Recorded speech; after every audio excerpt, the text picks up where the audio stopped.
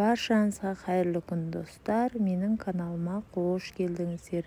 Бүгін сіздермен өте дәмді, ерекше болып шығатын капустадан гаусейдің рецептімен бөлісетін боламын.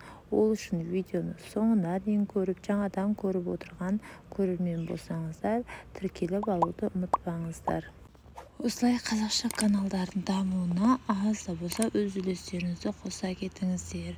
Осылай бір капустамызды алып, осылай түбін жақсылап кесіп алатын боламыз. Қазан болмаса кастрюлемізге осындай су құйып, жарты белінен капустамызды салып қайнататын боламыз. Сол уақытта қайнаған кезде капусталарымыз жұмсарып, осы белканың көмегімен алынатын болады. Өздеріңіз көріп тұрғандай, алынбай жатқан кезде тағы да осылай қайнатуға қалдырсаңыздар болады. Сонда оңай алынады. Өстіп барлығын алып шығатын боламын. Өздеріңіз көріп отырғандай.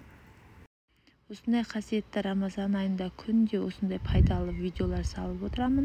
Сол үшін маған тіркелмеген жаңа көрермен болсаңыздар, тіркеліп алуды ұмытпаңыздар. Және де ең бірінші болып көретін боласыздар.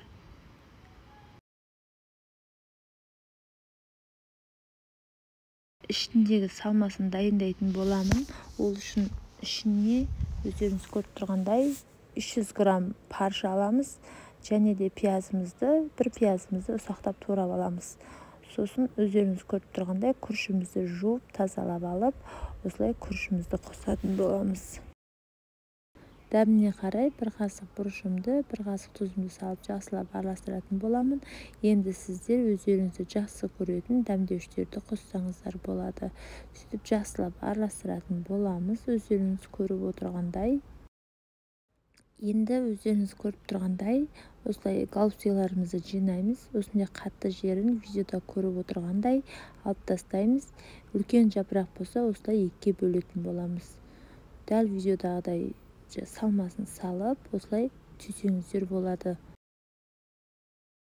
Бір шеті осылай ашық болса, ешнәрсе етпейді.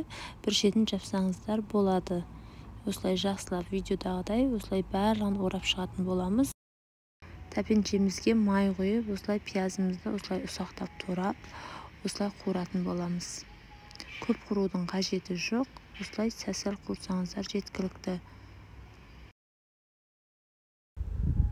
Осылай пиязымыз осылай қуырылып болғаннан кейін, енді үстіне түркіден өткізілген сәбізімізді саламыз. Бір сәбіз жеткілікті, осылай түркіден өткізіп қосып жіберсеңіздер болады. Енді оны да көп қуырудың қажеті жоқ. Сәл осылай қуырсаңыздар жеткілікті. Видео ұнаса лайк басып, комментария жазып, тіркелмеген жаңа көрермен болсаңыздар, тіркеліп алуды ұмытпаңыздар. Осындай қазақша каналдардың дамуына аз да болса өз үлестеріңізді қоса кетіңіздер. Қыста тартылған салатымды қостым. Осыны жақсылап қуыратын боламын.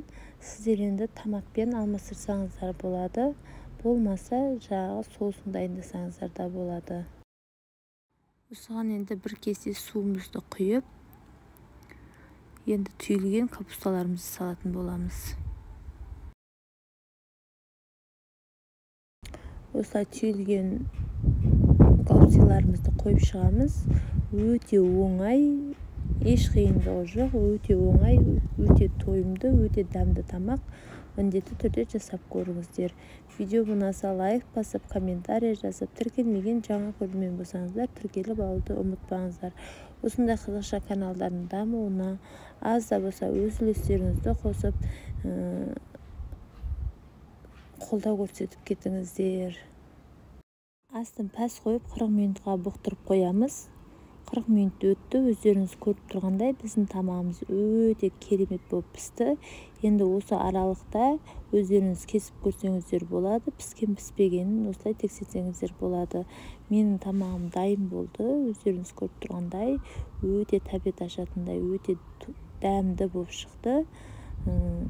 Осындай қасиетті Рамазан айында осылай ауызшарға дайындап жесеңіздер болады. Өте дәмді, ерекше тамақ, және де асқазанға еш зияны жоқ тамақтардың бірі.